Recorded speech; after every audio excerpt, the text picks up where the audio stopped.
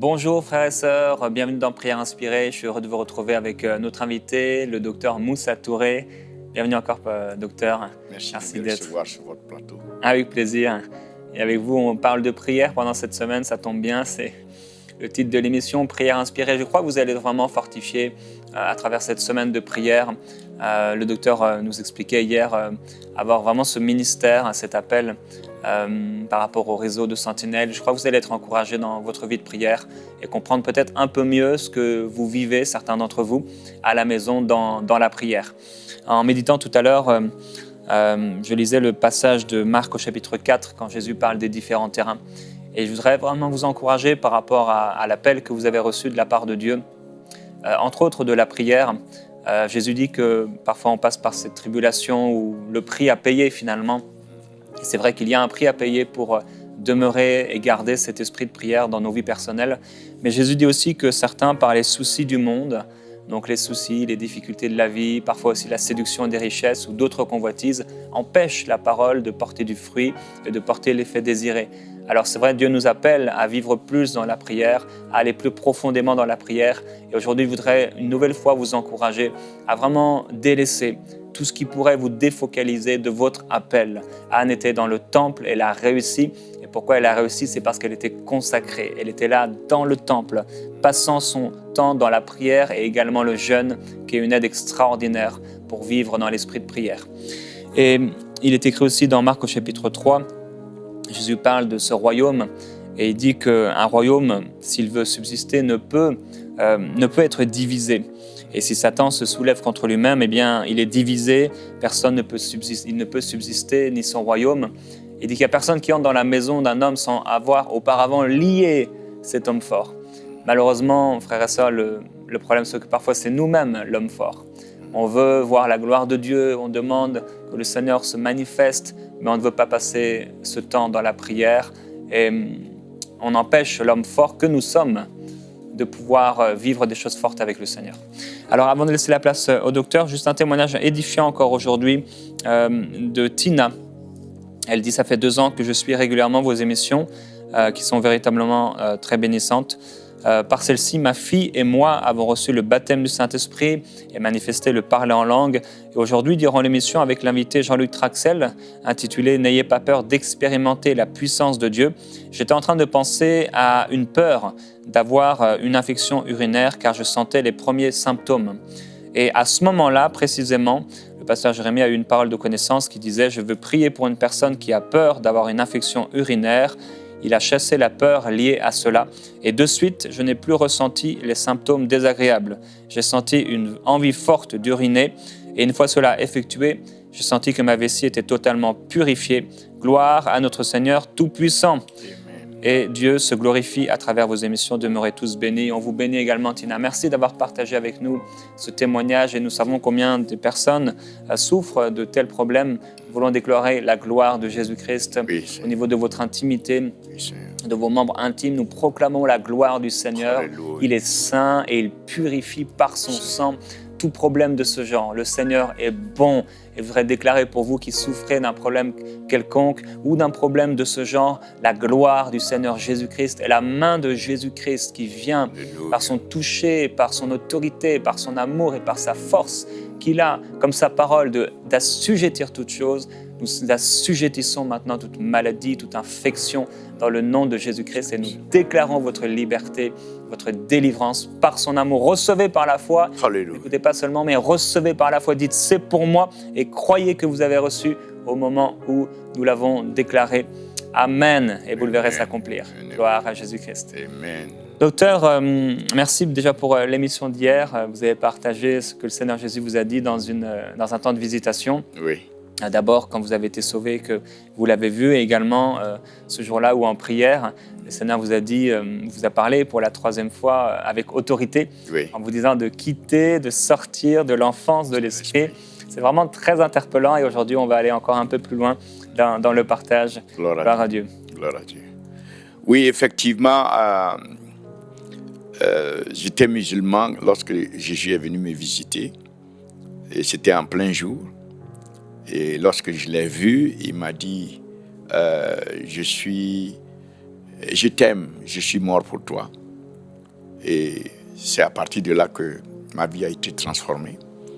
Et là, pour m'amener dans le ministère, j'étais déjà dans le ministère, mais pas au niveau de la prière pour les nations. Ce n'est pas venu comme ça, mécaniquement. Il a fallu que le Seigneur lui-même visite. Donc, c'est de cette visitation, hier, nous avons parlé. Et effectivement, le Seigneur a dit, il m'a commandé, il m'a dit, quitte l'enfance de l'esprit. Et c'est ça que j'essaie maintenant d'expliquer, parce qu'après m'avoir commandé de quitter l'enfance de l'esprit, il m'a amené dans la Bible pour m'expliquer ce en quoi cela consistait.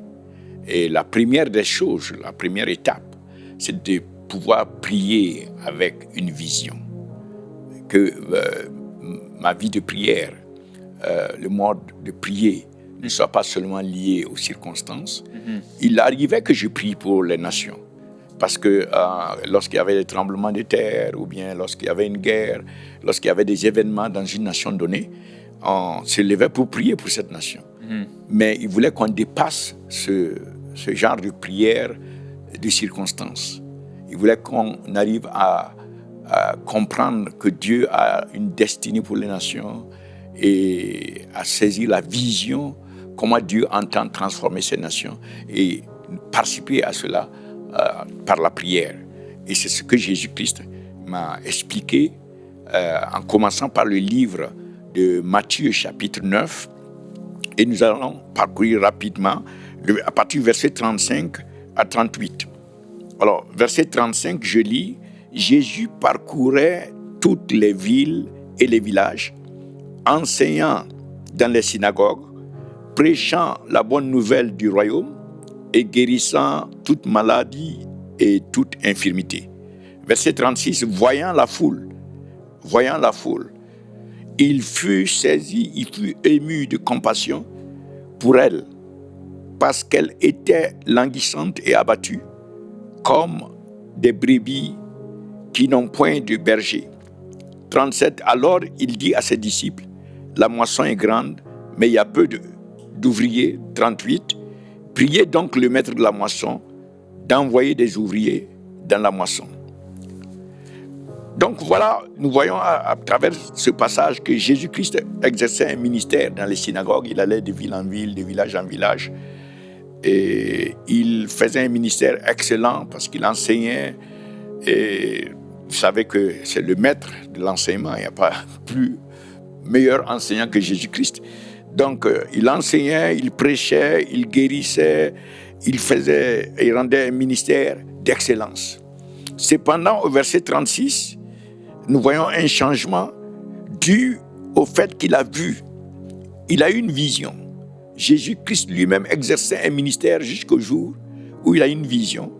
Et donc, en plus du ministère qu'il exerçait, quelque chose lui a été rajouté au niveau de ce qu'il faisait. Voyant la foule, la foule n'est pas dans les synagogues. Il n'y a aucune méga-church qui contient des multitudes, au sens où cela est dit ici.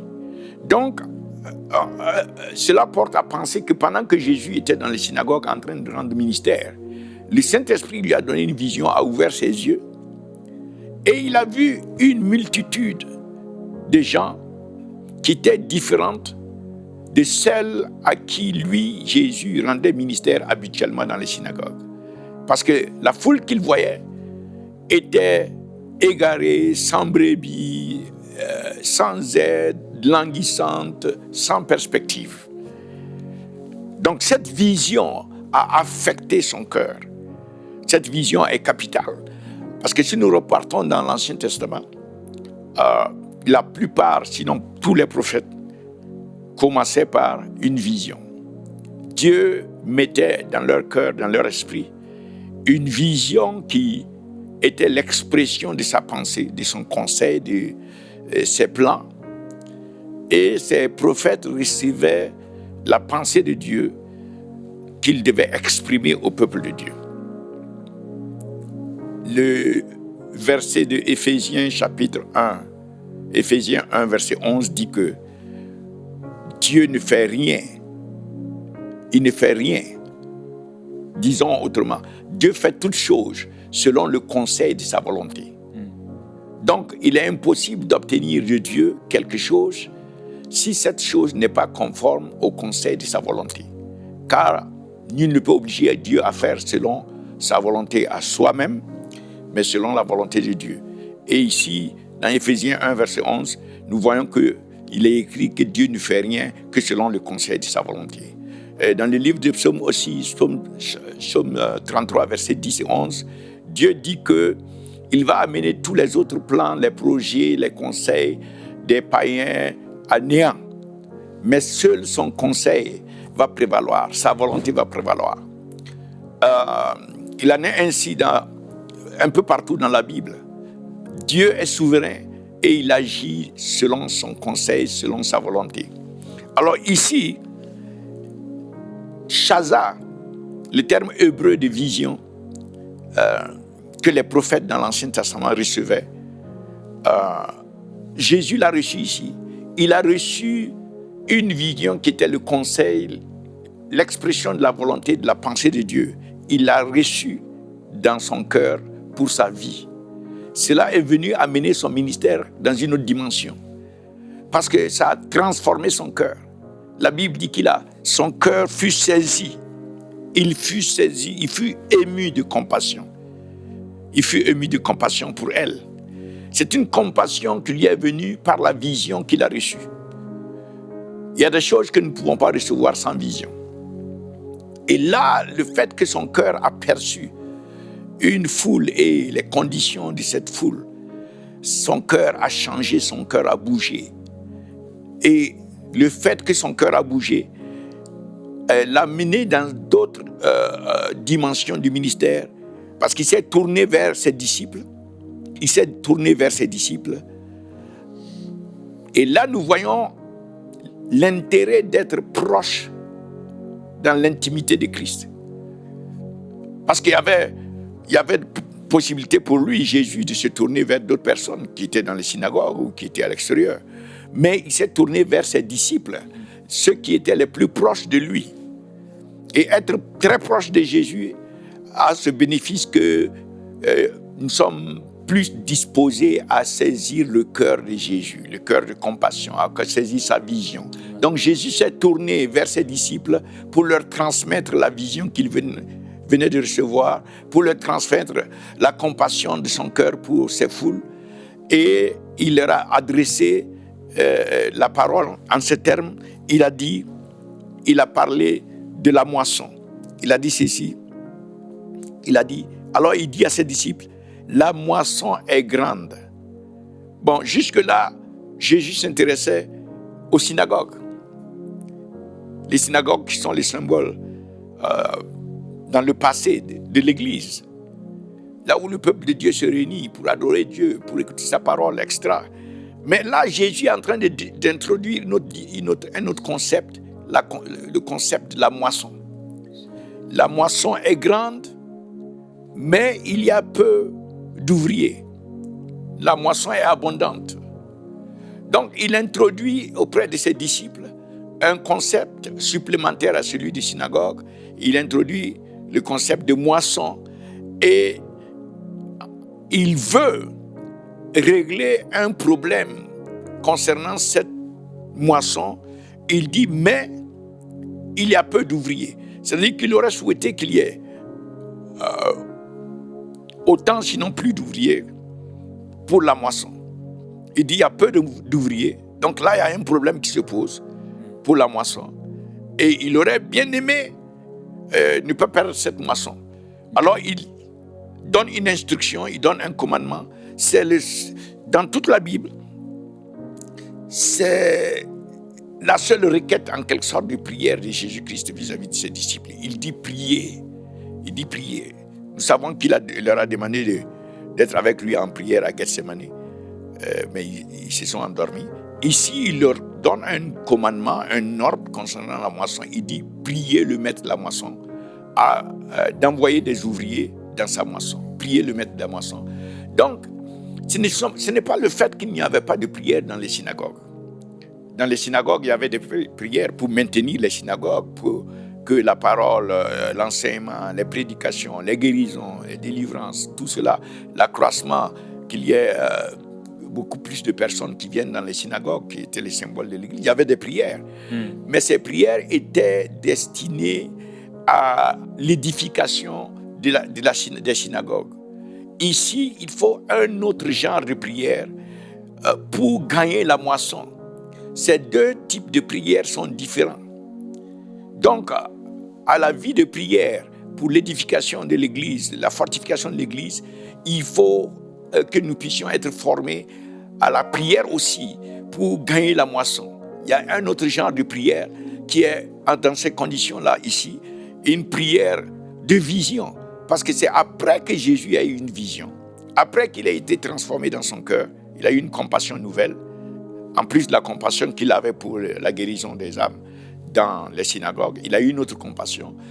En plus de tout cela, il a maintenant donné un ordre de prier pour la moisson. C'est une prière dans le contexte de la vision, une prière qui doit être remplie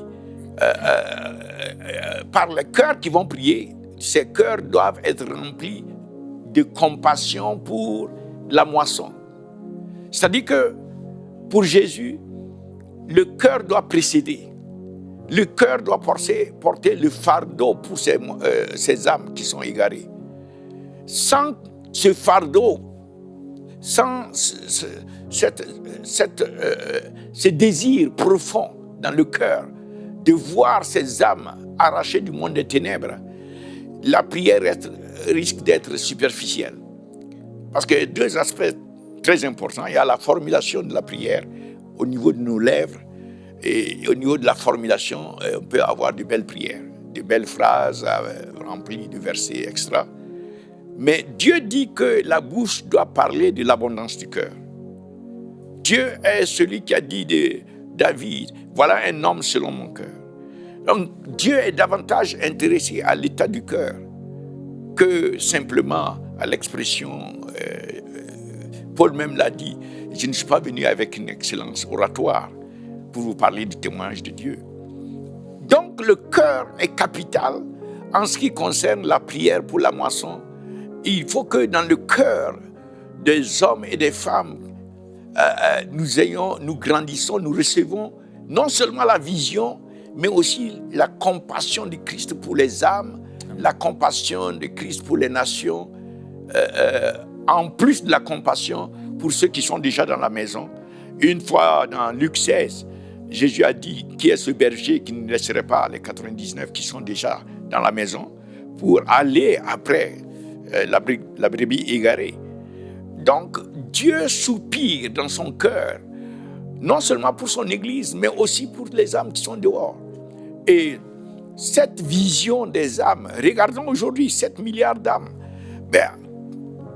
entre 5 milliards à 6 milliards d'âmes ne sont toujours pas sauvées, ne sont toujours pas dans le royaume de Dieu. Et que le diable opprime, le diable maintient captive ces âmes. Donc, une vision qui permet d'élargir nos cœurs pour prendre en compte ceux qui sont encore dans les ténèbres, ceux qui sont encore en train de périr, aller en enfer. Et cette vision va nous donner donc un changement dans notre cœur. Et c'est avec ce changement que nous pouvons maintenant prier. La prière que Jésus a commandée ici, qui n'est pas liée à une circonstance, c'est pas un tremblement de terre, c'est pas quelque chose, un événement dans une nation, ce ne sont pas des élections qui nous poussent à prier, mais ici, nous avons vu quelque chose que Jésus-Christ a vu, que Dieu, le cœur de Dieu est après cette chose, et nous aussi, nous rentrons dans cette dimension du cœur de Dieu, de la mouvance du cœur de Christ, et nous cherchons à ce qu'il y ait un changement pour ces âmes-là. Alors cette vision et cette transformation qui motive notre cœur, c'est quelque chose d'interne, ce n'est pas externe, ce ne sont pas des événements. Donc cela fait que ces prières qui vont être déclenchées pour la moisson ne vont jamais s'arrêter tant que nous n'allons pas atteindre l'objectif. Alors que dans les circonstances de prière de circonstances. Lorsque les circonstances changent, les événements s'arrêtent, les prières ont tendance à s'arrêter. Donc c'est pour cela que je veux prier maintenant. Seigneur, que par ton esprit, ce que tu as commandé à tes disciples, tu as dit que lorsque l'esprit va venir, il va nous enseigner, nous rappeler tout ce que tu as dit. Seigneur, que ton esprit rappelle à nos cœurs et au cœur de nous tous qui participons à cette émission, prières inspirées, que nos cœurs soient saisis de la compassion que tu as eue lorsque tu as eu la vision des multitudes qui étaient en train de périr, d'aller en enfer. C'est que tu nous donnes la même vision des âmes qui sont en train de souffrir.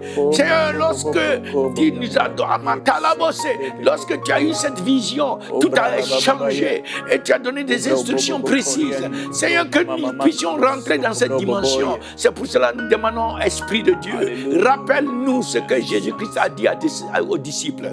Esprit de Dieu, touche-nous. Esprit de Dieu, change nos cœurs. Change-nous pour devenir comme Christ dans nos cœurs. Change-nous et donne la compassion de Christ pour les âmes. Saint-Esprit, agis maintenant, touche chacun d'entre nous, Seigneur. Nous demandons. Et tu as dit que lorsque nous demandons d'un commun accord, tu vas le faire. Nous pensons que nous sommes d'un commun accord avec tous ceux qui sont en train de suivre l'émission actuellement, afin que tu nous amènes dans une autre dimension de ta volonté, une autre dimension de ton conseil, une autre dimension de tes plans pour les nations, pour les âmes, parce que toi tu as fait le sacrifice ultime, tu es même allé jusqu'à donner ta vie, tu as donné ton sang, tu es mort pour ces âmes. Saint-Esprit, utilise-nous. Au moins, tu ne demandes pas que nous mourons physiquement, mais qu'au moins que nous nous levons dans la prière. Oh Saint-Esprit, écoute nos prières. Aujourd'hui, nous crions à toi, Esprit de Dieu. Toi seul peux nous révéler, toi seul peux nous transformer, toi seul peux nous amener à devenir comme Christ dans la prière, que nous devenons comme Christ à Gethsemane, et que nous puissions gémir, comme il est écrit, que tu nous aides dans l'intercession. Aide-nous par des grognements pour ces âmes égarées. Et je prie maintenant que tous ceux qui essaient de bloquer le peuple de Dieu pour se lever dans l'intercession, que tout cela soit brisé. Si ce sont les maladies, que ces maladies soient brisées. Sans l'oppression de Satan, des démons, que la puissance du diable soit brisée sur le peuple de Dieu. Au nom de Jésus-Christ, j'ordonne maintenant à tout esprit impur de quitter maintenant les vies du peuple de Dieu, les corps du peuple de Dieu, au nom de Jésus-Christ. Car Jésus a payé le prix à la croix. Jésus a déjà, car il est écrit que Jésus est devenu chair et sang, parce que nous sommes dans la chair et le sang. Et par sa mort à la croix, il a anéanti celui qui avait la puissance de la mort. Et il a libéré ceux qui, par crainte de la mort, étaient toute leur vie assujettis à l'esclavage satanique. Je déclare maintenant la libération de toute âme qui était liée, tout enfant de Dieu qui était lié par les liens d'esclavage satanique. Que ces liens soient brisés maintenant. Si ce sont les autels qui te réclament, que le feu du Saint-Esprit consume ces autels maintenant. Au nom de Jésus-Christ, les alliances sataniques ou les pactes qui te lient encore par les liens des ancestraux, que ces alliances soient brisées sur ta vie. Au nom de Jésus-Christ, j'anéantis les pactes qui ont été déclarés dans ta famille et qui te lient encore, et qui essaient de te prévenir, de t'empêcher de servir l'Éternel. Au nom de Jésus-Christ, même tous les sacrifices qui ont été faits avant même ta naissance, dans la ligne de sang ancestral, même les sacrifices qui ont été faits par ignorance par tes parents ou par toi-même, que tous ces sacrifices sur ta vie soient annulés maintenant, que tu sois libéré des incantations et des vœux qui ont été prononcés sur ta vie, des vœux sataniques. Au nom de Jésus-Christ, je brise toute malédiction sur ta vie maintenant, car le Fils de l'homme est venu pour libérer les captifs. Jésus est venu libérer les captifs, et je déclare la délivrance par le nom puissant de Jésus. Ce qu'il est venu accomplir, que cela se manifeste dans ta vie maintenant, que tu reçoives ta guérison, tu reçoives ta délivrance, et que tu te lèves par la puissance de l'Esprit pour prier, pour intercéder par des grognements, pour que les âmes soient sauvées et que Christ soit glorifié dans la vie des multitudes d'âmes partout dans le monde. Au nom de Jésus-Christ, nous avons prié et nous avons reçu parce que nous avons prié en accord. Et Dieu a exaucé et il fait au-delà de ce que nous pouvons même penser. Au nom de Jésus-Christ, nous avons prié. Alléluia. Lèverez les roches d'Akodaria Basanda. Alléluia. Alors que vous êtes dans la prière, vous pouvez dire au Seigneur là où vous êtes, Seigneur, je veux vivre quelque chose de nouveau par rapport aux âmes. Je veux que mon cœur s'élargisse, que mon cœur s'élargisse, que mon cœur s'élargisse pour pouvoir contenir l'amour, la compassion que tu veux mettre en moi. Là où vous êtes, priez par rapport à ça. Demandez au Seigneur de vous aider à détourner vos yeux de vos besoins, de vos situations, des circonstances, pour qu'ils soient tournés vers ce qui touche le cœur de Dieu. En ce moment, nous voulons prier, Père. Nous voulons vivre cette compassion divine. Nous voulons vivre un miracle intérieur, être touchés par ton esprit. Nous ne voulons plus résister à ton appel. Nous voulons vivre, Seigneur Jésus-Christ, comme tu l'as désiré. Et nous prions, Père, oui, envoie des ouvriers dans cette moisson. Je prie, Père, que tu nous envoies encore. Toi, tu es prêt et tu déclares que les champs sont prêts. Seigneur, que nos cœurs soient prêts à recevoir cette vision et à recevoir cette compassion. Père, merci d'agir dans le surnaturel, dans l'esprit. Merci pour ta gloire. Merci parce que tu lèves une armée de sentinelles. Tu lèves une armée d'évangélistes et tu les amènes dans la moisson, dans la prière et dans la moisson, dans la prière et dans l'action pour glorifier ton nom. Père, je prie pour le renouvellement du zèle, pour le renouvellement de l'assurance et de la hardiesse pour ton peuple. Je prie pour l'assurance et pour la hardiesse que tu donnes à ton peuple par le Saint-Esprit. Je prie qu'il soit envoyé. Je prie qu'il soit en feu, qu'il ne se limite pas à être sur la chaise le dimanche, mais Seigneur, que chaque jour de leur vie, ils puissent vivre dans cette aventure du croyant, dans cette aventure de la foi, parce que tu ne sais pas, Seigneur Jésus-Christ, ils ne savent pas ce que tu peux faire en un jour. Tu es le roi de gloire. Tu es le roi de gloire. Nous ne savons pas, précieux Jésus-Christ, ce que tu peux faire quand on se réveille le matin, ce que tu peux susciter en une journée. Tu es Dieu. Tu es Dieu. Je prie que ta gloire, Seigneur Jésus-Christ, soit sur ton peuple et que ce réveil spirituel se manifeste dans les cœurs par ton esprit. Glorieux Jésus-Christ. Merci Saint-Esprit. Merci Saint-Esprit. Alléluia. Je prie que le mouvement du Saint-Esprit puisse vraiment être à l'intérieur de vos cœurs, ressentir ces gémissements et vivre cette intercession extraordinaire. Gloire à Dieu. C'est quand on pense aux âmes et qu'on s'attache à ce qui est précieux qu'on commence à vivre une intimité nouvelle avec le Seigneur Jésus-Christ. On se retrouve demain dans Prière Inspirée. Alléluia.